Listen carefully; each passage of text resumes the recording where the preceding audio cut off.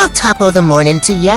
I'm Liam the Leprechaun, and I've got a wee secret to share. ZJZDesigns.com has just unveiled their brand new St. Patrick's Day apparel. Featuring yours truly, of course. From cheeky tees to lucky prints, these designs are brimming with charm and plenty of gold. Whether you're heading to a parade or just feeling the Irish spirit, you look grand in these threads. So what are you waiting for?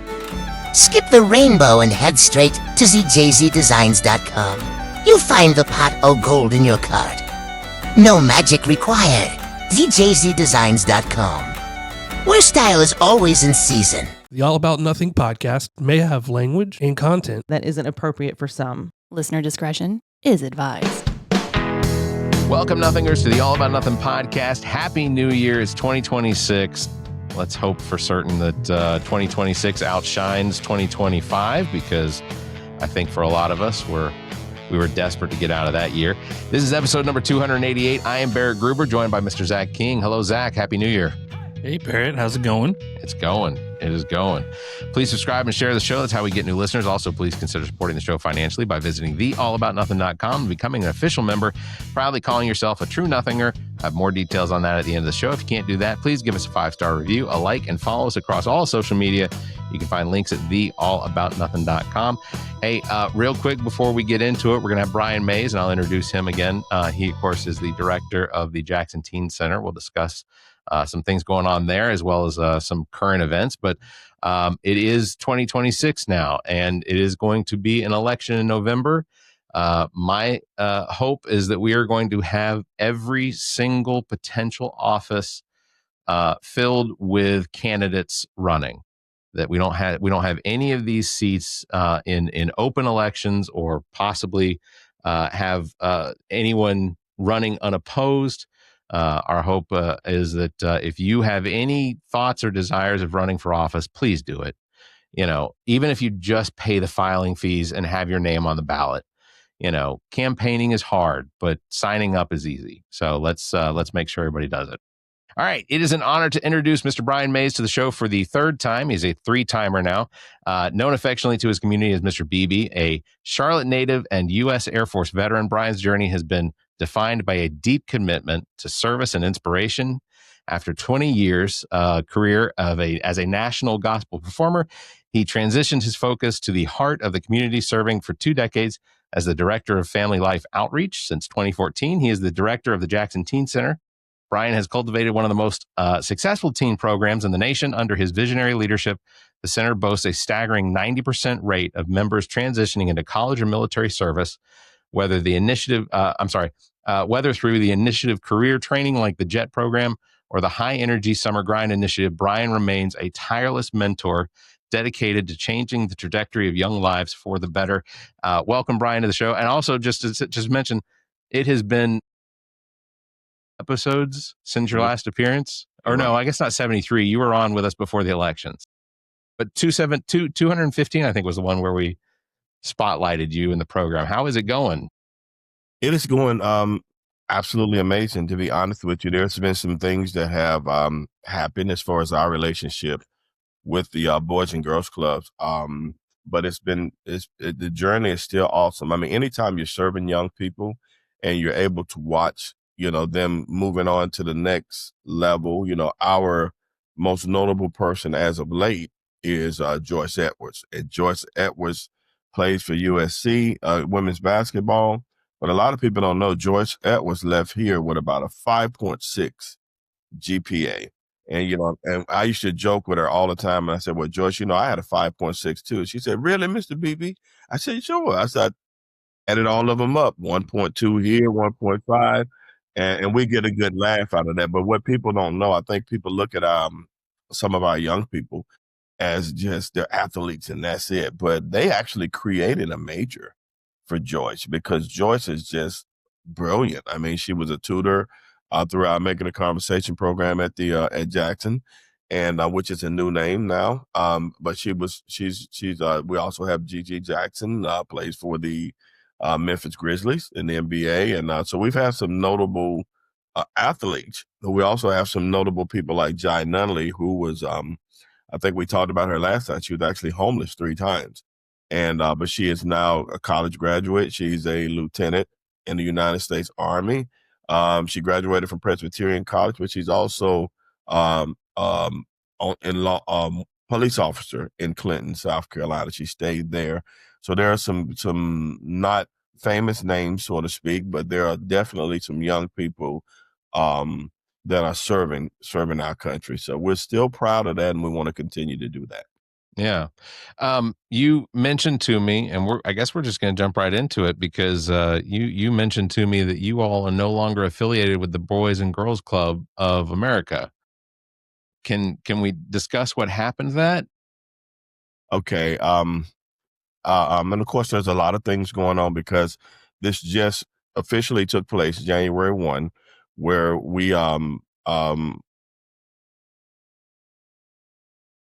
things are changing. Okay. I'm a firm believer that you have to continually be with young people to understand the new needs and the things that they need to do, or that they need to be successful and get them the proper tools. Sometimes too often we tell them what they need without asking. And myself and my wife, we're more about getting down in the dirt with young people and having a conversation with them, hence making a conversation. And come to find out that some of the things that we felt were important that the young people of Kershaw County and South Carolina, because we're in several other places, we've done Richland County as well, and going into Lexington County with making a conversation, we saw the needs and what the young people were crying out for. And I did kind of several times, brought this up to the powers that be. This is what's going on. And some people did not want to change directions. I mean, you can't fix a 2026 problem with 1995 methods. It doesn't work that way anymore. We're dealing with now young people that a decision could be them going to college, going to the military, getting a good job, or picking up a gun, and what happens when that happens. So I began to have discussions about things like that, and so the way the Boys and Girls Club is structured is the Boys and Girls Club of America. Then like McDonald's or anything, you have different franchise. We were actually a part of Boys and Girls Club of Crescent Region, which broke down to our board, which is Boys and Girls Club of Kershaw County, and Boys and Girls Club of Kershaw County are very involved. Those board members are very involved in everyday community, and they see firsthand what was going on. So I just think that we kind of a little bit took our eye off the mission. So I began to pressure about some things that we needed to fix in the community. And the nicest way to say it is it didn't go great. So, yeah. Okay. Well, and that certainly happens, especially when you have what is an organization that for decades and decades has prided itself on its ability to organize and create programs that keep children off the streets and keep teenagers out of situations that would lead them down a potential path of harm and whatnot. Is there any, when it comes to the Boys and Girls Club, of course, they receive grants from the state, and then they also can receive grants from the federal government. Is there any role that is any of the change that you've seen in the Boys and Girls Club potentially related to current administrations or how things are going at the top, maybe? Well, we took some children to Washington again, since I've seen you guys. And one of the things they were fighting was immediately in this administration, there was a pause or something with the 21st Century program. 21st Century has been approved, federal government. The thing about it is that Boys and Girls Club of America heavily relies on that 21st Century program. Serve some kids, one of the particular congressmen, and I won't do any name dropping today, but is very good supporter of the teen center. And we went up and I talked to him and I said, dude, what gives? I'm up here on behalf of mostly children that I don't know, because we weren't relying on those programs. And one of the comments was, when you're fixing a problem, because I'm sure there was waste, or whatever. But when you're fixing a problem, and he was telling them, you fix it, with a scalpel, not with a butcher knife. So you take the butcher knife and you cut out the whole programs. What about those kids that really needed it? So we kind of talked through that, and of course the 21st century was back in. Now going back to Boys and Girls Club of America, to me the core of Boys and Girls Club of America, and it's an important piece, are the younger children. That they're very structured. They're, you come in, you do a homework, blah blah blah, kind of very very structured environment. But when you're dealing with teens, or as we call them, pre-adults, when you're dealing with them and you look at, there's a book, and I got to get you guys a copy of it. It's called The You and Me. So the capital U and capital N, me. Basically what it is stories that the students, we went around and interviewing other students of Kershaw County. But we changed the names of everybody, but it turned into a mental health book when you start hearing some of the stories and the challenges that they're going through. One kid literally watched his father commit suicide in his face. Gosh. And I got to get you a copy of that book. That's the reality of what we're trying to do. What the work that I believe God has called me to do. And you're right. We depend on federal grant. Now I may get in trouble for saying this, but I'm going to say it. And I've said this in Washington.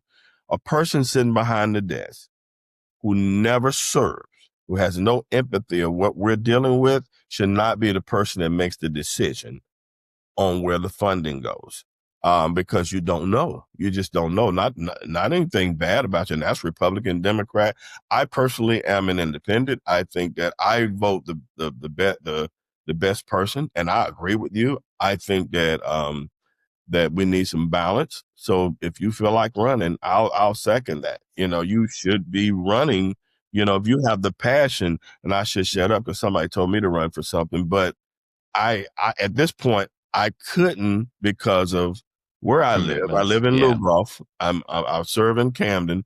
Most of our funding that keeps us alive is in the Kershaw County area. So what that would have done for me is it'll take me out of being able, to lobby some of these organizations to keep the center open. So mine is a different situation. I'm not going to sit back, go to the barbershop and talk about everything that's wrong in the country and then, don't do anything about it, or can't do anything about it, because the barbershop is where all the talk goes on. I had a guy in December. He came by and we were at the barbershop and he was very upset. And he said that he didn't think it was right for the Make It a Conversation program to talk to children early at 16 years old about policies and voting and Republican, Democrat, Independent, whatever the case may be. We technically will not tell you who voted a policy, whether it was a Republican candidate, Democrat candidate, whoever. We just tell you the policy and this is what this is. And this came about when this brilliant young lady who is our president now, Caitlin, she's gifted and she was in the program at University of South Carolina. Gifted students went over there. And unfortunately, that was one of the first programs that got cut. And all those students had to pay like, I don't know, $500, $600, $700 a month. And of course, she ended up out of the program. But we try to tell people that you got to be very, very careful. The thing about it is that if you're going to be a public servant, that if I can get in, put my religious hat on, Jesus said, I came to serve. So some people forget that we're only a stewardess over who we're supposed to be serving. And he said, you serve the least of these. And I think, like I said, once again, it seems like people just forget. In some cases, you look at the big picture and you'll say, this is good for the country and that is good for the country. And then Jesus said, when I was hungry, you didn't feed me. I was in prison, you didn't come to me. And the disciples said, well, when did you do this? And he's talking about the everyday person, that we're supposed to be looking out for. When we got we got a big chunk cut out of the state. We're making a conversation program. It didn't almost, if it wasn't for Kershaw County, then that program would no longer exist. And I thought that was very important. But going back to this guy at the barbershop, he kept complaining this and that. And I said, you had 2 children that graduated from us, from our program. You pulled up, you blew the horn, you picked them up every day. I said, you never once came in. You never once came in and checked on us and say, hey, man, you guys okay? Or I'm just here to, whatever, And I said, and if you had an issue about a program that we're teaching, we take volunteers all the time. I love the rebuttal of having different opinions. So a kid, and he apologized. I didn't know y'all were going through that. And I think that's what some of the politicians, I have one that I want to call his name so bad, and I won't, because, we can't do that. I can't do that in my position now, but maybe all you have to do is research it. I mean, he got all of his bills in, he got all of his stuff in, and I'm sure these are people that know, out to the tune of, hundreds of millions of dollars. And then he led the charge with cutting money from the state of South Carolina to nonprofits. How does that fit in the world? I got mine, but I'm going to cut yours. And you're right. Some people need to run for office and rebuttal, and that's whether you're Republican or Democrat, because I think you got good people on both sides. But the reality is you got some not so good people on both sides. Yeah. And I'll just reiterate, because I've had several conversations where where I have been asked, what is the role of government? What is the point of having a government? And I say every single time that the government is here to provide and protect the people that occupy this space. I disagree with this idea of citizens versus non-citizens, that if, what seems to drive Democrats and Republicans apart is whether someone is an immigrant or an illegal immigrant or all these other things. But all in all, regardless of who you are, where you're from, what you look like, that the government of the United States, and even state governments down to local, town governments, those governments are there to provide for the people that live in that area in order to make their lives better. And I look at what's going on across city of Lexington or town of Lexington to Columbia to Lexington County and Richland County to the state of South Carolina to the federal government. I don't see any of these politicians in power. Mm-hmm. Not necessarily the politicians that are not in power, because there's a difference between in power and not in power. And in South Carolina, if you're a Democrat, you're not in power. You are just, you're in office trying to fight. But I don't see any of these in power politicians doing anything currently to try and make the lives of the people they represent better. And that includes nonprofit organizations, because those nonprofit organizations are the ones that do the footwork of what the federal government can't do or the state government can't do. They can't bring in when we had the SNAP benefits ending back in October. Correct. The National Guard was sent as according to the news, they were there to help process and push and provide, carry food to cars and things like that. But in my mind, when General McMaster's stands there with Sheriff Lott, who is now in his militia outfit, not his Richland County Sheriff's Office, uniform, he's in his South Carolina militia uniform. That to me strikes as a threat. And in my head, and what a lot of other people pictured, was the South Carolina National Guard and the South Carolina State Militia standing with rifles guarding food pantries. Yeah.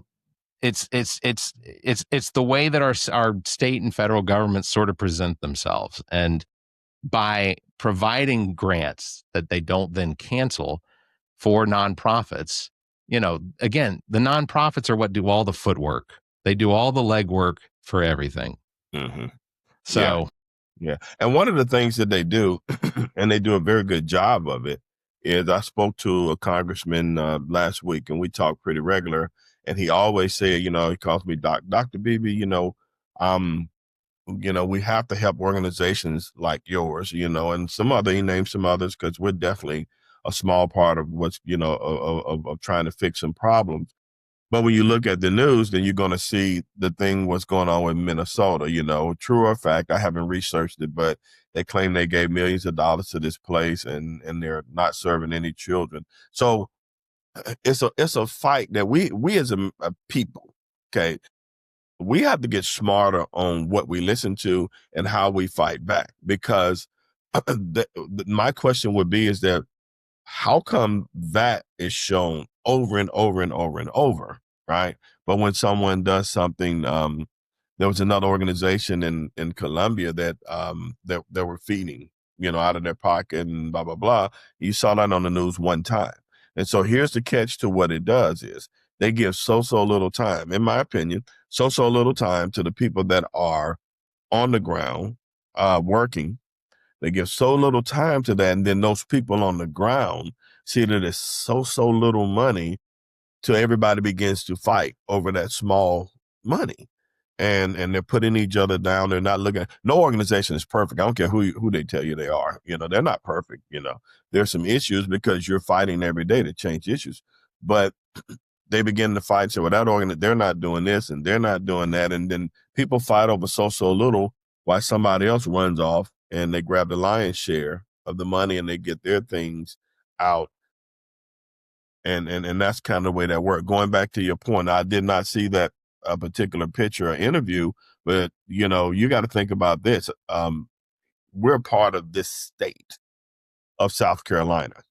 What image do you want to put in front of the people? I'm here with you. We're going to fight this together. Or you better do what I say because I'm in my militia outfit, and you know what happens there. And so you're going to divide the people like that. And once you divide them, and once they no longer trust you as far as in office, man, it's hard to get them back. I was there with Boys and Girls Club, and there, I won't call this particular person's name in South Carolina. They were fighting for the 21st century, and they set me up at a meeting to go see this particular person in office, and I refused to go because I knew the way that person was going to vote. And I said, when you get there, and I wish I had my pictures loaded. I'd show you the pictures on my computer. I only went down there because I can't think of her name. It's just Shapiro. She saw one of my kids recognized her from Fox News, and they started taking pictures. And then I left, and it was like, I said, no, I'm not going in here to talk to an aide. When I already know this person has made it public that they were going to take, their stance was solid Right. on the 21st century. And we did a documentary long before I met you guys called I Am the Evidence, when a particular politician out of Rock Hill said there was no evidence that after school programs work. So we put all of the graduates and everybody said, I am the evidence. There's no evidence if you don't look, like in a court of law. If you don't submit it to the jury or the jury don't see it, there's no evidence, So if you don't look and you only look at your day-to-day life, and if your kids are okay, and if they're getting a private ride in private school, and I'm not calling anybody out, I'm just saying, where is the empathy? You have no clue of what goes on with, little Johnny that's got to get up and fend for himself because mom is working, 2 or 3 jobs, and blah, blah, blah. So you should not be the person making the decision on something that you know nothing about. Now, I said that, and you can quote me on that. But, that's kind of, I think, a little bit of what we're dealing with. A lot of people don't really, this famous right now, Boots on the Ground, hottest song in South Carolina. You got a South Carolina 803 Fresh native. He made that song, and it's #1 still for a long time. And you're right. If you're not boots on the ground, just like Vietnam, won't get into that, but if you're not boots on the ground, then you don't know. And I think we need to get some people in office that will take the time to get to know what's going on. Yeah, I think one of the things that bugs me the most is Henry McMaster's came out and, with the SNAP benefits, they issued a statement, said that the South Carolina State Guard was going to be on scene.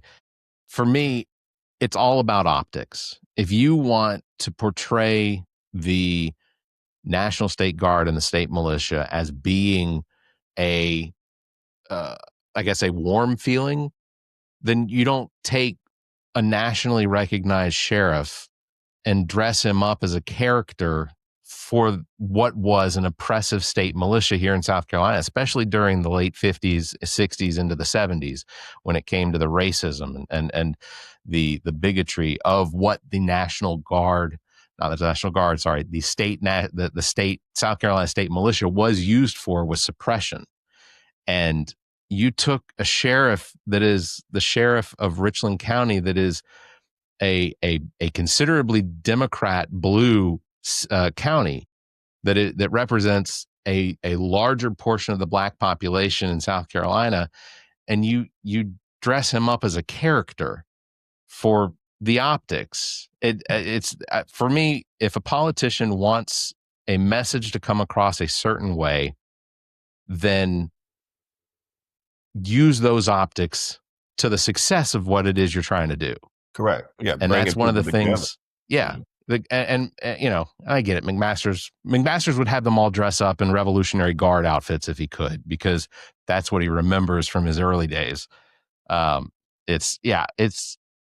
Well, so tell us a little bit about what's coming up in 2026. Also, I think Zach has a beef on, we never got Gigi Jackson on the show. Oh my God. Let me text Gigi right now. I don't know. Did they play last night? I know the Hawks did. Hawks had a pretty high scoring game last night. That was kind of fun to watch. They were playing Toronto until about 11 o'clock, and I apologize for that. Well, I'll tell you, I'll tell you the truth. The last time, believe it or not, the last show that I was on this show, we were actually smack dab in the middle of that fight. So it didn't start in a couple of weeks. I started questioning some things, how much, resources were left back in Kershaw County, because at the end of the day, just like you said, McMaster's, well, over here in Kershaw County, myself and my wife, we're kind of the face of the youth and whatnot. And so with that fight, this fight is been going on for a while. And when I say a fight, not us hating each other, but some intense discussions of what type of programs need to be funded once we raise the money, what type of programs need to be funded for that. So, and Gigi Jackson did do another event. We did it at Lou Goffels High School in July. Got the kids, we give the kids haircuts and makeovers, for the first day of school. So I apologize for that. It's been slammed to the wall since the last time I saw you guys. But well, let me ask you some, as far as the conversations that you have with, let's say a Ralph Norman or potential candidates now that are running for governor, because I assume they have your attention as a community leader. You got Alan Wilson and Mace Windu, not Mace Windu. What? Nancy Mace. You neither one related. I was trying to mute my camera when he said, but go ahead. Nancy Mace, when you have these conversations, do you genuinely feel like they have your attention, or does it feel like lip service? The first two, yes. Just to be honest with you, Ralph and Jermaine are people that I can call on the cell phone. Jermaine actually came over. They were both invited. And to believe it or not, those two talk. They're kind of, I don't want to say best of friends, but, they're pretty cool with each other. But Jermaine came over. I called him and I told him, I said, hey, guy, wish you can come. We're getting ready to announce that we're breaking off from Boys and Girls Club of Kershaw County. And we're getting the community involved with the new name and the new structure of what we're trying to do. And there was an event in Columbia with a lot of people there. And I told him, I said, it's probably, I know I have your support. It's probably best that you go to that event. And got a call early Friday morning about 6:30. And he just said, I kind of need to be with you. I know what you're going through. And I just think, I need to be there with you. And he did. He came. And so I have their ear. The last two I don't know much about. I don't have any type of personal conversations with them. But I don't know. I'll be honest with you, I hadn't overly researched them. But if it's going to be more of the same, what we're going to get out of it. Yeah. So And I will speak for Jermaine. I call him Doc. But I can speak for him that I think he's outstanding. yes. I think that as potentially as the governor of South Carolina, I think that he will be the type of governor that the state of South Carolina needs, even with all of the opposition. I think that the likelihood is that because he is so good at crossing the aisle to work with both parties to make things happen. He's such a good communicator. Plus, his interview on the Charlemagne the God show was fantastic. But yeah, and also I have to shout out to Bill and Dr. Jamil. Dr. Jermaine was fantastic on the Black, White, and Blue in the South podcast too. If you haven't listened to that episode, they cut through it, all of the things that Dr. Johnson has practiced. Like for Charlemagne, it was a very practiced interview. Those were answers that he's given time and time again. Man, with Black, White, and Blue in the South, it was unprepared, but it was a great interview, and Dr. Jermaine Johnson did a fantastic job. So, yeah, I sent him a couple pictures last week of I went to, and shout out Too Fat to Fly Stuffed Wings, who apparently are going to be coming back for Fridays coming up soon. I sent him a couple pictures of me and Corey and Ramon from the Too Fat to Fly truck. That was pretty cool. Tried to get him to come out to shake some hands with people in line, but Sundays are difficult. So, well, quick note with Jermaine. Jermaine and I, Jermaine is he's an actor, and he's been in a couple of movies, and we found out we crossed paths because in one of the movies he was in, they used my old gospel music, 2 of my tracks. They called me out the blue, and I didn't know anything about it, but the person that introduced me to the director, I trusted her, so I gave him a couple of tracks. And the funny thing about it is when he got the tracks, he liked the song, but he was actually probably a much better singer than I am, and he was an artist, and he wanted to redo one of my songs, and the funder said, "Oh no, we like the song the way it is, leave it alone." And Jermaine is actually in there, and I don't know if you ever, I shared his story with you, but he asked the story of knowing, what he's talking about as far as some of the things he's been through. On the other side of the aisle too, like I said, I think sometimes people get caught up in the Republican and Democrats and they vote on certain policies.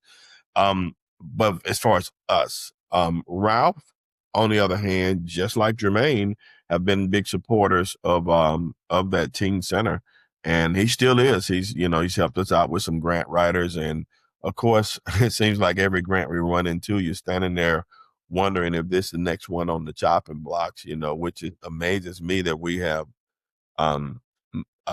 money for a lot of other things, and I'm not saying those things aren't important, but what about the least of these?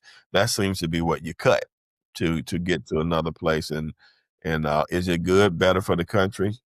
It remains to be seen. But those are the 2 that I have relationships with. I don't know the other 2. Alan Wilson and Nancy Mace. Alan Wilson is our current attorney general. Right. And, I know he is. I just don't. I know. Yeah. I know that I have had his attention in the past because I have friends that work in his office that have apparently seen him watching videos of me tearing him apart. So okay. that kind of relationship. There's a good possibility I'm on a list somewhere. I'm just going to tell him my name is Zach King and I live in Irmo, South Carolina. Right. Send me a letter. Yeah. Attention, Zach. Well, what does 2026 look like for the Jackson Center? So we did have that meeting, and we got the community involved. We had some of the local supporters, like fraternity, sororities. There were a few. Tim Scott sent a representative. We have a Democratic governor here. Well, he was Democrat. Vincent Sheen, and we had a lot of support of county council there. We talked about what could we do, what name, because we wanted to keep the history of Jackson in the name, and we worked. Then we did a few talking with the kids, and we came up. So the new name as of January 1st is the Jackson Leadership Academy. Jackson, we kept the name in there, and Academy is the memory of Mather Academy, which is the next property over. And there's a ton of history with both of those schools, and what they went through and that kind of thing. So we want the children to have a sense of the past, number one, so that we don't repeat it. I think in some cases now we're repeating things because people are only looking at the headlines and won't read the story. And the things that we're trying to do versus what we were allowed to do in other situations is that we want to help fix the problems that we're dealing with.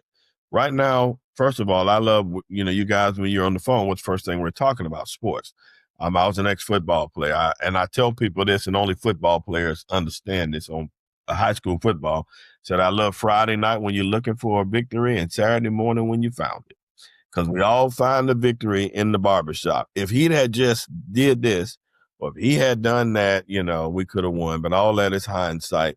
And so sports are very important, but they're also very dominant in the state of South Carolina. So what happens to this great athlete that he graduates is either not qualified to go to college or not interested. Some people just don't want to go. And I have for years tried to put the things that were taken out of the high school. When I was in high school, a lot older than you guys, but when I was in high school, man, you had shop. I never will forget Mr. Hamer, machine shop. You had home economics, and we prepared kids then. So if you decided that you're not going to college, that your high school is your last game or whatever the case may be, at least you have some opportunities to get a real career job, Right. I don't knock restaurants or whatever. My daughter worked her way with McDonald's all the way through Coastal Carolina. She actually worked at McDonald's for high school to Coastal. So she did 8 years at McDonald's, and she's now, working Department of DSS. And she's, very successful in her career. So I don't knock those types of jobs, but it's a career mindset that if it looks like a job, that's all it's going to be in a youth mind. As soon as something exciting happens, there's a big ball game or there's a Sunfront beach trip. I know this because we've hired some of them. But to get to go into a career, we're working with auto mechanics. We have an HVAC trainer. I want to prepare those students that decide that, no, I'm not going to go to college, but you can leave out of here, possibly do a year or two at Central Carolina Community College, which is one of our partners. But coming out of high school, and you're jumping into $20, $25 an hour type of job. And in my opinion, okay, now you're always going to have people that they're just going to be drawn to trouble or mischief or whatever. But the kid that comes out of high school, 18 years old, now all of a sudden you're bringing on a decent check. You don't have your own place yet. You're still living with mom or dad or grandma, whoever, but you're bringing home enough of a check that you can help be a part of the solution in that house. It will then, in my opinion, now the child has a choice to make. Okay. You're making a pretty decent piece of money without looking over your shoulder. Do you really want to go back or go to a life of crime and give up what you already have, to do that? And I believe that they probably, and for the most part, won't do it. I mean, we have a Canty Foundation. Shout out to Canty. We have several students with no college degree. One student, I got to call him, wish him prayers. He had a bad accident. Carlo Radden, and he's a supervisor in his 20s over older men, working over there at Canty. They were given an opportunity. And like I said, shout out to companies like Canty. I don't know if it's found Canty Foundation, but anyway, I know Canty is right. And these guys, I'm not worried one bit that they're to pick up or someone called me and said that they're on the wrong side of the tracks. So that was one of the things that I was pushing because of the things that the reality, and here's the part where I get kicked off of shows, where some of the situations, I mean, if we're going to be real, let's just be real about it. It's statistically shown that African-American children are treated harsher in same situation crimes in high school and things like that than some other children, and we just got to deal with it. Let's just look at it. And I know some amazing teachers. I work with some amazing principals. Our superintendent over here is a stand-up guy, and I know there are people fighting it, but I'm talking about collectively in our country. And if you begin to discourage them that early, we got to figure a way to pick them back up and let them know that they are a part of this society. And you're really going to have to make a choice. Are you going to be on this part? Are you going to be a part of the solution? Or are you going to be a part of the problem? Of what we're doing. So, we're trying to put that in front of the kids and rebuild. Now, trust me, we're still going to push college. We still have a great relationship with Coastal Carolina, University of South Carolina. We want you to go to college. But what we don't want is for you to go to college at a situation to where you come home with $150,000 of debt. Right. And you got this piece of paper. And when I taught this class one time, another one that gets me kicked off the shows, and my titles of my classes was Back to the Hood. So we talk about situations, what makes a person say hood? What do you see? Of course, we see, kids say liquor stores. They see this and that, poverty and blah, blah, blah. Well, I'm going to ask you a question. Is it a system that you take the brightest young person out of that environment and he or she goes to college, does everything right, whatever the case may be, and then graduate college, and within 6 months, now your student loan bill's on your credit. You probably don't have anything but that, and it's bad. I know of a student that left Coastal Carolina, one of ours, and was turned down for a vice president's job in the bank because it had already hit his or her credit. Then they end up going back home and back to the same environment. So now you're just, educated. That's easy to me to discourage anybody that you've done and you played this game, just like we said, the American way, the American dream. But there's things in society that roadblocks that, somebody said, well, education should be free. No, I disagree with that. But what I think that we should talk about, number one, a longer term. Give a kid a chance. You just graduated. You just had 4 or 5 grueling years of college. Trust me, I have my little problems in some of my classes in college, but you're the first couple of months you're schooled out. You're not going to grab your career job the first couple of months. Give them a chance, to get themselves together before you go and slapping stuff on their credit. And that's kind of one of the issues we deal with. Well, and you did say you disagree with education or I guess university being free. That's something. I am of the mindset that if a university like the University of South Carolina is taking in millions and millions of dollars in taxes, they receive millions and millions of dollars from the state. This is a publicly funded university. I am of the belief that university, you can charge for books, you can charge for room and board, but at least make the tuition affordable, because students wanting to go to University of South Carolina now are looking at if they go for 4 years, they're walking out with $120,000 in debt because tuition, room and board, they can't, if you're taking a full load of classes, you can't get a job. Or you could, but it's going to be part-time and it's not going to provide. Let me clarify that. It shouldn't be free, but I'm not talking about students now. Yeah. Okay. What I'm saying is that professors, they have to be paid. So, and you're right. If you're in a situation where you're making tons of millions of dollars from state tax credits and all the things that come with that, then that's the part I'm talking about. As far as students, even if not free, it's gotta be affordable, man. Our college, I remember in 1984, was it A&T? I think that was going to be one of my final choices. University of A&T in Greensboro, North Carolina. And I think it was like, $3,500 for the whole year, and heck, you're great. You're doing good if you can get your books now for $3,500. And we sit there and we put enormous.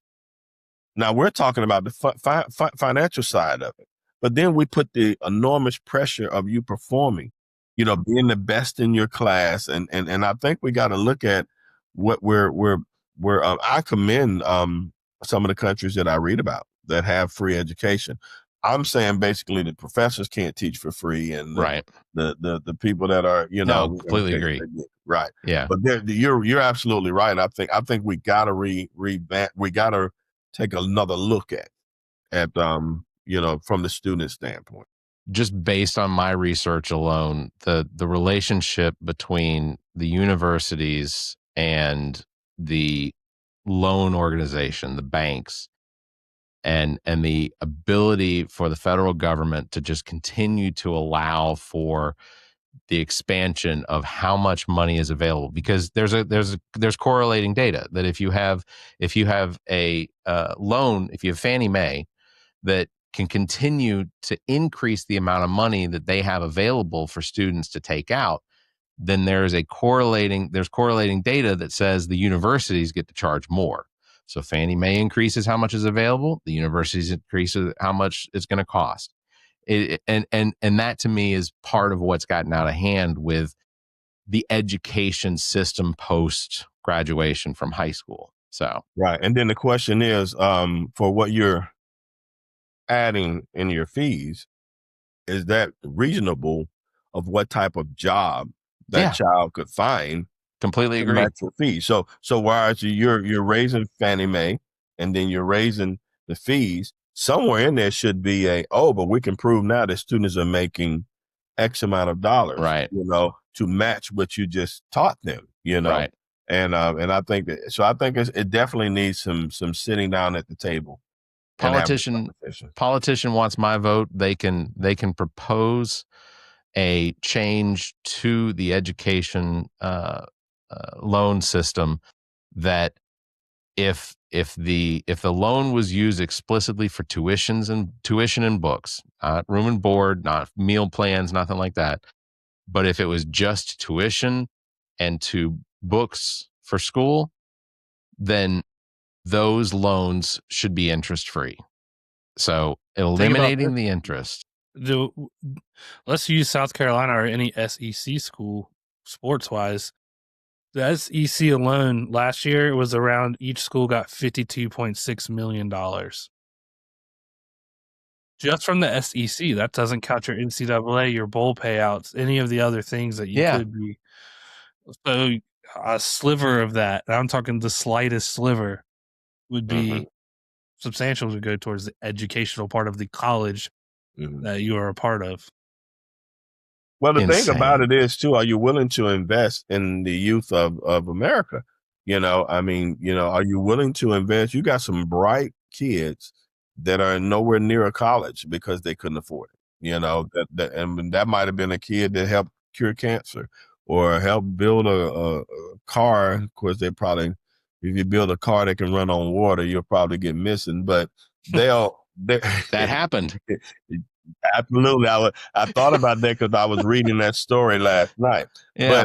But I'm just saying, it's just some people, if we produce the make sure that the people that deserve it and want it are actually having an opportunity to get out and serve in this country, I think we can go a long way, opposed to just putting roadblocks. There's no way in the world we should be discussing, us as grown men here, and we're discussing because there's a problem breakup somewhere that a child that fight through enormous amount of pressure and who knows what other stuff. We didn't even talk about the stuff that's going on at home, because that was one of the things we found in the research was that a lot of the abuse that people don't count as abuse were the negative things that were said at home. And the kid in my story that had to end up living with his mother, and the first thing he said was, the one in that book, the first thing he said was, then I moved in with mom and nothing was right. You'll never be nothing. And he started hearing those things. And then it brought back, he said, well, maybe my dad was right. He said, because he would always say, she doesn't care anything about you. So I'm looking at this story and he's fighting two different worlds, a mom and a dad who got together at one time or another, and now they have totally different views about, life and whatever. And then he went on to try to make himself laugh. And then he said, speaking of that, my mind playing tricks on me. Old song from the Ghetto Boys, old rap song. And he kind of, I figured out that's how he pulled himself out of that depression state. But we got to look, now you look at all of that. And now we're talking about the next phase in your life. You asked me about the next phase of Jackson Leadership Academy. The next phase they have to do is like coming out of high school, and we're already talking about $100,000-$200,000 problem when they're not prepared to face, So, and again, that's my opinion. And I think that the politicians that will sit down and listen to the people will make a pretty good governor. Not just be on TV, not just get an endorsement by somebody who you think is powerful, whatever the case may be, but to talk to the people of South Carolina. We're just talking. We're talking about just basic problems. It's not Democrat, it's not Republican, but there's a problem when a kid is leaving college with upwards of $150,000, $200,000 of debt before you even start your life. Yeah. Not to mention rent, car payments. Now, I read something the other day. The average car payment now is $865 a month. More than rent. But then if you don't get something of that, a new car or whatever, then do you have reliable transportation that you can make it to this job back and forth? That kind of. So it's a lot of things that somebody needs to sit down and listen and talk to the common person. And you mentioned rent. I mean, we are literally on the verge of being in what is going to be one of the worst housing crises that we've ever seen, because even in new home developments, the new homes, 7 out of 10 of these new homes that are being built are already being purchased by rental companies that are going to put those houses up for rent. So out of 10 homes, only 3 of them are potentially going to be available for sale. You are going to spend more money in renting a home than you are in owning in purchasing a home. There's just, like I get those letters in the mail. I get those phone calls, people offering exorbitant, just ridiculous amounts for what my home is to buy it. And they're just going to turn it into a rental property. Correct. Yeah. That is something that I can't believe that the state of South Carolina is not at least trying to step into to try and curb that, because they want to encourage people to move to South Carolina. We want businesses. We want people to move here, but we don't have the homes available. We aren't even building apartment buildings at a rate fast enough to accommodate for the people that want to move to South Carolina. Correct. So, yeah. And you're absolutely right. If you look up, there's an artist, a gospel artist, and he's been nominated, I think, for a Grammy, but I know he's won a few Stellar Awards. It's called D. Morton and Gifted, a brilliant young man. I mean, he can play any instrument, and he's one of our partners in the new Jackson Leadership Academy and Gifted University. And we're putting the music back in, because I still believe that music is the universal language. But he is going through just what you said. I mean, just he and his wife, and he has a young son, and they want to purchase, but it's limited, and what they have. They spent last week here, looking around, and pretty much all they could find are rentals. Or if you find the houses that are being sold, I mean, the prices are crazy. I got a call from my mortgage company, say, "Oh, hey, you can get $100,000 today." And I said, "And then what?" Yeah. She said, "Excuse me?" I said, "Then what?" Because money is made to be spent. Most people say, "Oh, you can save and invest." No, you don't. Most people spend it. Okay, I'm going to spend your $100,000. Then I fall back into your trap of this crazy interest rate, and then I'm not going to say I can't afford it, but I don't want to be a slave to no house. I'll be a slave to the house with the rates that they're charging people now. They'll tell you, I'm looking at some of the rentals and houses that are small, 3-bedroom, 1.5 bath, and they'll say $2,200. And I'm like, Jesus, but anyways, now you can't tell anybody what to charge for a piece of property that they own, but you're right. I think we should look at. We used to be able to. We used to have regulations. We used to have legitimate committees and groups that would look at the data and acknowledge what the prices of something should be, and then our government would create regulations to protect the consumers. And we've abandoned all intelligence. And I don't want to transition too quickly out of it because we only have a couple minutes, but I just want to ask on you guys' 2026 bingo card, did you have destabilization of the Western Hemisphere by kidnapping the president of another country? Anybody, did you get to mark that one off? You were going, Zach? It was on my bingo card somewhere at this point, I guess. Yeah, I actually wanted this. Today is the first day I've had to get back and to really research into some things. I'm really curious at what I may find out about that. I can tell you this morning, Colombia is mounting a force, an armed force on the border with Venezuela, because there is a void, and this is what happens when the United States or other countries play a role in how a foreign government operates. And I'm not saying Maduro's a good guy. Right. Definitely not. I mean, he checks off all of the dictator, checklist. Right.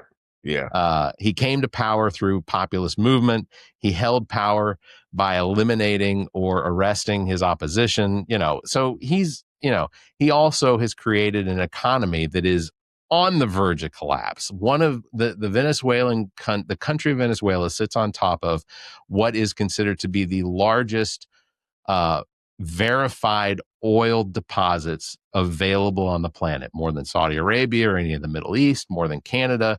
Like, this is legitimately a country that should be doing very, very well. Has outside of China, has some of the most valuable rare earth metals and resources available. And yet he has destabilized that country to the point of collapse. So it's for the oil, right? So timeline wise, I might be a little off on it, but Exxon owned like a lot of that oil in Venezuela for a long time. Then the government basically was screwing Venezuela to begin with. Same boat that they're doing now.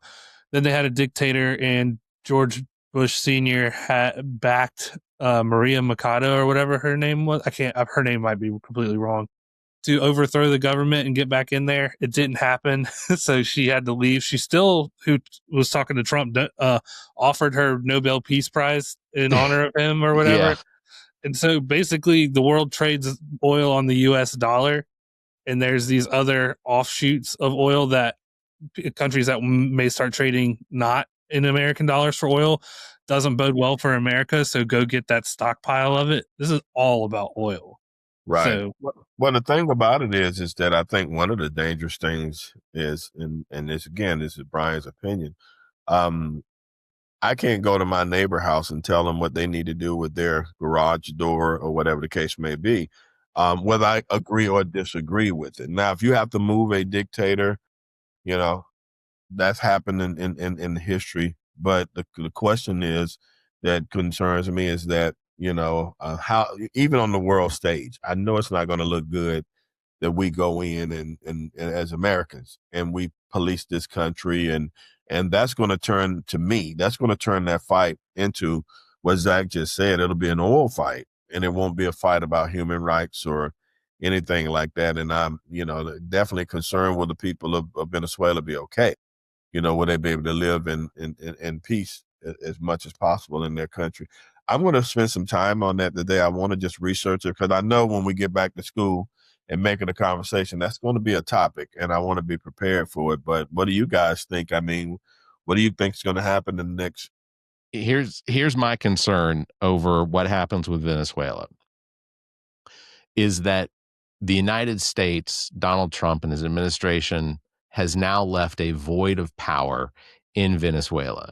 And if the United States doesn't act quickly enough to try and stabilize that situation, whether the vice president comes in and we create a very specific relationship with the country of Venezuela, I'm fine with that. I think that Venezuela could probably benefit from legitimate democracy. I think the people of Venezuela have spoken out fairly often enough about their desire to have a democratically representative government and allow for sharing of that wealth. And that's another thing that comes down to it, is that, this greed is what creates these situations. But if we don't, we're going to see a China or an Iran wind up trying to stabilize Venezuela for their benefit. And if things don't get settled within the next couple of weeks, my fear is that China's going to see what we did in Venezuela, and they're going to go after Taiwan. And Donald Trump has already said, I don't give a shit about the people of Taiwan. They can all die. I'm paraphrasing, but he doesn't give a crap about Taiwan. So China takes Taiwan. Our 7th Fleet moves out. We're no longer there. North Korea attacks South Korea. I don't know what sort of a role we would play in that. I can't guarantee that we wouldn't pull out from there.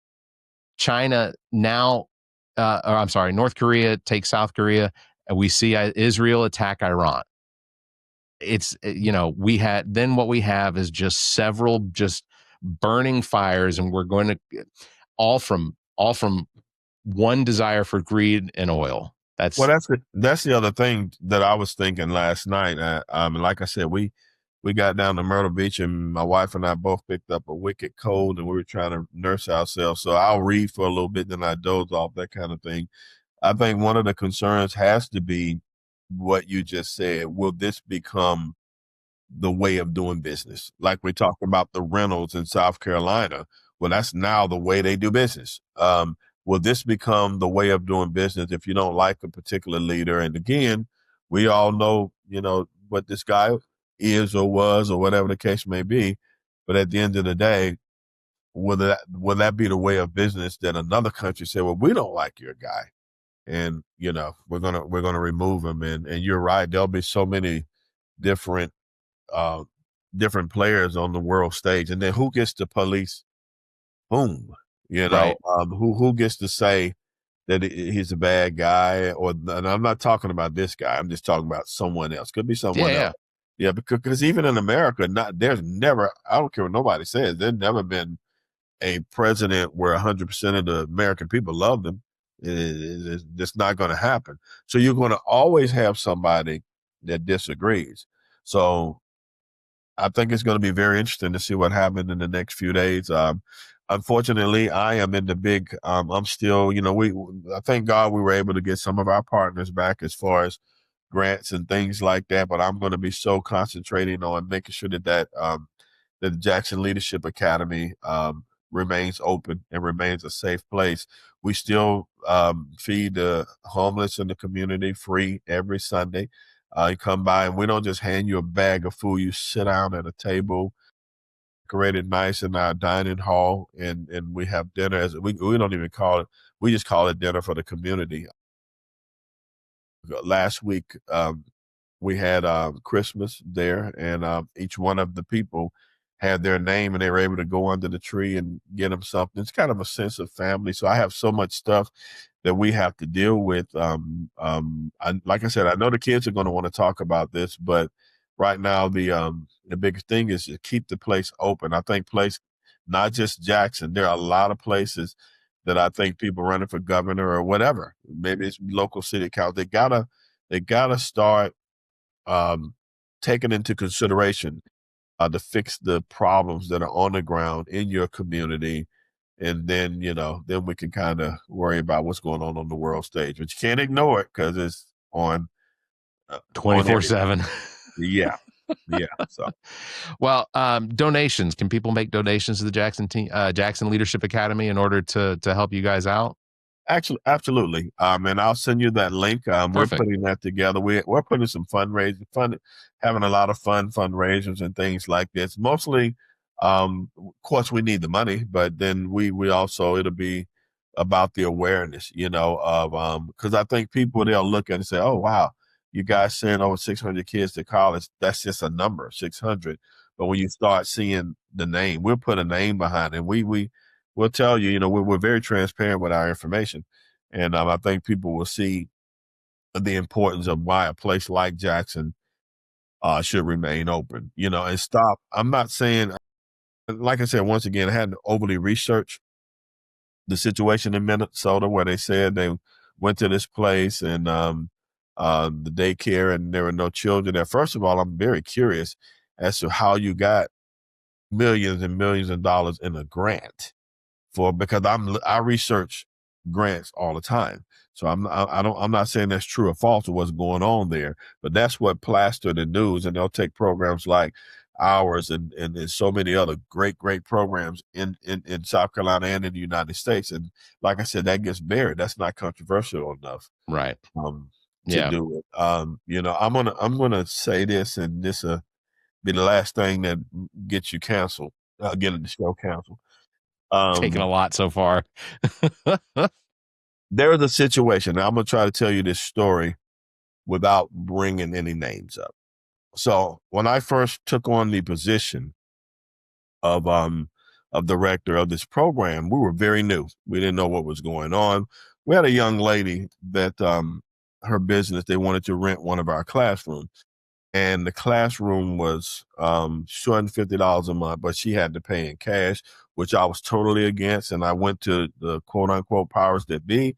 So I think it's dangerous that we're accepting cash in and blah, blah, blah. There was not a line item for it. So at that time, executive director said, well, we'll just put the money in the safe and we'll figure out what to do with it. Because at that time we were charging like $5 a month. It was a very small amount of money. So the petty cash money was never full. Well, this particular person made an accusation, $250, right? That how do I know that they're not pocketing my money? Yeah, you're right. We're going to the Bahamas on your $250. But that's not even the issue. The Maybe issue is that nobody told me anything. They asked me to come over to the main office in Columbia. I get over there, I sit around, you got people all around the table, and they just start up the question, what day did she bring the money? I'm like, ho, wait a minute, what are you talking about? And it turned into an interrogation over $250. And to the point that I said, you know what? I don't play games like this. I took the keys and tossed them. You keep your 250, keep your business, because this is all bull. And I said a couple of things. Went outside, called my wife. I said, I'm done with these people. I don't do business like this. And before I can get to the car, you had all the board members and, we ended up talking it out. Now, why did I tell you that story? Friend of mine, he said, Brian, I promise you, he's a good friend of mine. He go to my house, I go to his house. He happens to be white and I'm black. And he said, we're just trying to keep, this is kind of stuff CNN will get their hands on. $250, right? I said, okay. Now, fast forward 11 years later, we're talking of hundreds of thousands of dollars. Millions. That was supposed to be used that I raised. Okay. In this county, to be used in this county. And that's when the discrepancies and it started being meetings and blah, blah, blah. And there was a lot that I wasn't able to use for the purpose of what I raised the money for. And this same person is still a friend of mine. And I asked him the question and I said, we have to be careful of what we teach our children. And he said, what do you mean? I said, because when I had my situation, you, my friend, mentioned CNN and that's $250. And now we're dealing with, tens of thousands. And I've yet to hear you mention CNN about the other person or WLTX or anything, So I say that to not accuse anybody or whatever the case may be. When I told this, and he's a friend of mine, and when I told him what happened, because I asked him, do you remember what you said at the table? He said, no, I'm sure you're going to tell me. I said, you got dang right, I'm going to tell you. You mentioned CNN, okay? This situation, you said you wanted to give this other person an opportunity to explain themselves. And I'm your friend. We go to each other's houses and you didn't give me an opportunity. And I said, and this is what people are talking about. So going all the way back to our country, whereas some people get the benefit of the doubt to explain themselves.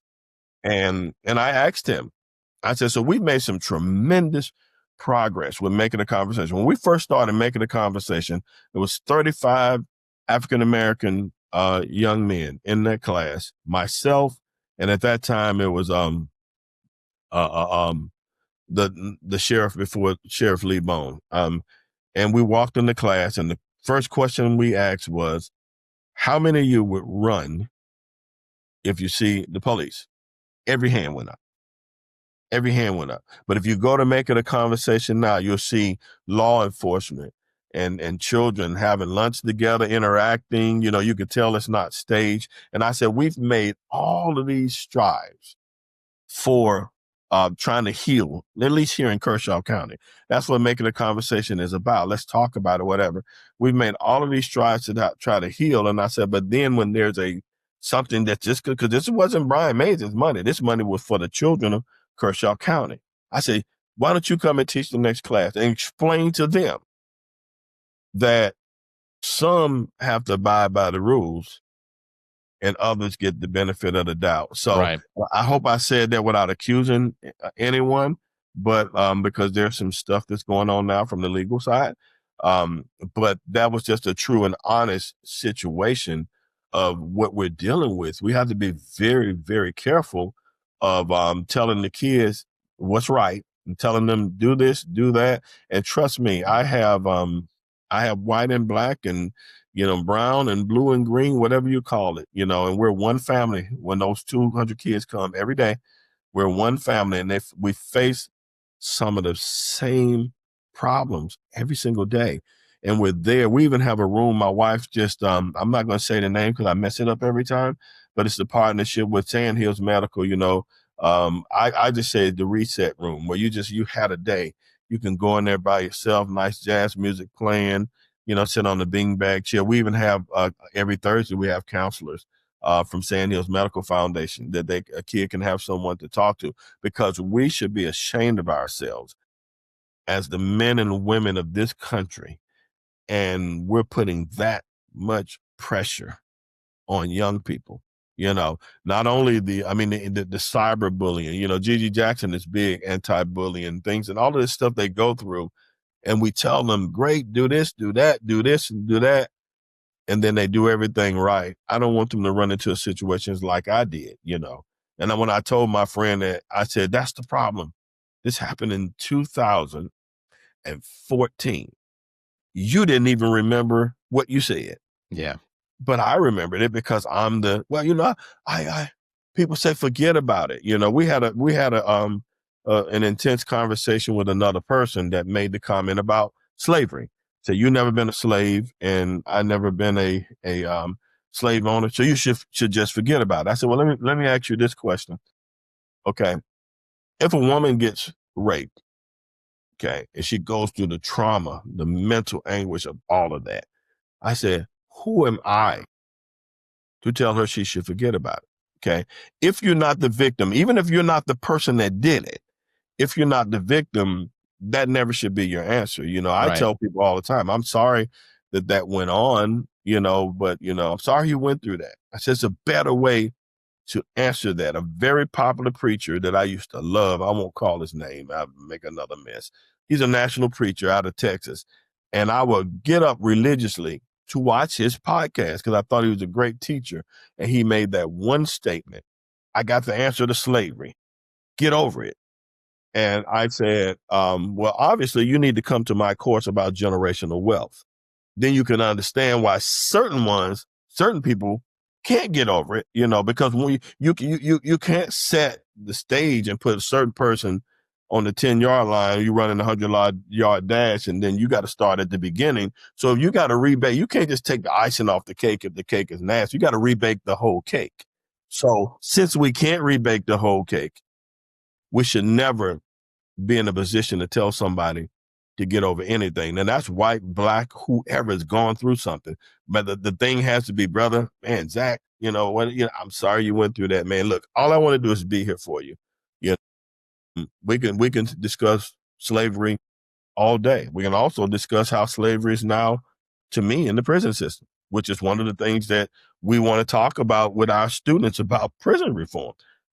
Whoever's running for office, you know, and people need to understand before they talk before they make an opinion on something that you can't fix or whatever.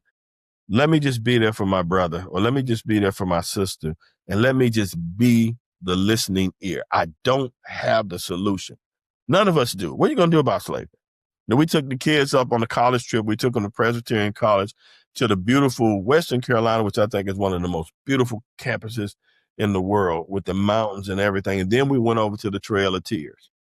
How can I tell someone, an ancestor or, to forget about it? You can't. No, I just want to be your brother, man. Hey, man, if you want to shed a tear now, I'm right here with you. And that is one of the biggest reasons that I love shouting out my wife, because she has an amazing connection with these young ladies, especially, the guys too, but mostly the young ladies. And I kid her all the time because they'll get on these calls where everybody's on the Zoom and it's like her and a bunch of these young ladies. And I'm like, y'all sound like a bunch of college roommates. She's just there and they're having conversation, possibly healing a situation. And I think that's what we're forgetting as public servants. I can't count myself in there because I serve the public, but that goes all the way up to the governor, the president of the United States, everything. We got to remember the people that we're serving. Yeah, absolutely agree. And I am hoping that 2026 is going to be a year of enlightenment for lots of people. And as long as we keep talking about the truth and telling people exactly what it is that we see as being wrong, not necessarily we're trying to tell somebody that they should see it as wrong as well, but just expressing the benefits of how if people will allow themselves to be enlightened to what the truth is, that I think that we can make 2026 a better year. Well, Brian, absolutely. Thank you very much for being on the show with us this week. Our first episode of 2026. And absolutely, I hope all of the success, of course, for the Jackson Leadership Academy. Like I said, send me that link and I'll make sure that it's in the show notes for people to be able to make donations. We'll get Gigi Jackson on the show. We'll work. Yeah, we'll definitely get him. And you got to meet him. I mean, he's still the kid. He just, we went to Lugoff Elgin High School this year, and that was the first gym that he got his first dunk. And of course, so it was a big deal in the papers there, and he actually dunked one more time there. But he definitely is. He's still shy a bit. But I don't even know that he knows the positive work that he's doing, that he's using his platform as far as anti-bullying, because that first day of school, trying to send everybody looking nice and at least for the first day is so important. So he's his family as well, his mom and his dad, they're just a great set of people. They've gone through a bad tragedy, with who was very close to Gigi. They were like that, their nephew that was killed in an automobile accident, and they're actually still feeling the effects of that. So I call every, at least every week to check on them to make sure, especially with him playing now, just to make sure they're okay. But we got to get him for you. Yeah, that would be fantastic. We would definitely accept them. Well, Brian, thank you very much for being on the show this week. Again, the Jackson Leadership Academy in Kershaw County. We'll have more information about everything anybody can do for that. Zach, thank you very much for being here this morning. Happy New Year to both of you. And I hope that we see a better year this year for everybody rather than just, just a few. Correct. Yeah, exactly. All right. Links to our past episodes, podcast platforms, merchandise, social media are available on our webpage, theallaboutnothing.com. And if you think our financial model of giving away free content and entertainment is silly and you're in the giving mood, why not become an official Nothinger and support the show? Members get early access to this episode as well as exclusive content. Visit members.theallaboutnothing.com, or you can find a link on our webpage. You can also give us a one-time donation through the same link. If you'd like to be a part of the show, you can call and leave us a message, 803-672-0533, or you can email the show at theallaboutnothing.com, or join our Discord server, links found on our webpage. Also, check out all of the podcasts available on Big Media, Black, White, Blue in the South, with Dr. Jamil and Bill Kemmler. You can also check out the ladies over at Politically Speaking, Erica, Emily, and Kirsten, as well as Ami's podcast, Welcome to Wonderland, and Preach Jacobs, who hosts the Preach Jacobs podcast. as well as our own The Awakening podcast talking about trauma in religion and escaping that trauma. So check out all those shows. Till then, everybody, thank you very much for listening. Stay safe, be kind, and keep your hands to yourself. The All About Nothing podcast is a product of Big Media and produced and engineered by me, Barrett Gruber. Thanks to Cake for our intro music, Sick of You. You can follow Everything Cake the band at cakemusic.com. Thanks to Muff the producer for our outro music. You can follow Muff on Instagram at Muff the producer. You can follow me across social media by visiting Linktree/Barrett Gruber. And you can follow Zach King on Linktree/AAN Zach. Want to support the show? Visit our webpage, theallaboutnothing.com, and become a member. There are several tiers available that give you early access to episodes as well as exclusive content. To find links to our social media, podcast platforms, and merchandise to support the show, as well as past episodes, visit theallaboutnothing.com. If you'd like to be a part of the show, you can email theshow@theallaboutnothing.com, or you can call our number and leave a message. Dial 803-672-0533. If the time between these episodes is more than you can handle, check out our sister shows. What the Pod Was That with Carrie, Zach, and myself. Welcome to Wonderland with Ami. Politically Speaking with Erica, Kirsten, and Emily. And Black, White, and Blue in the South with Dr. Jameel Brooks and Bill Kimmler. Please subscribe and share this show. If you're on YouTube, please subscribe and punch that notification bell. Thank you for listening, and hear us next week.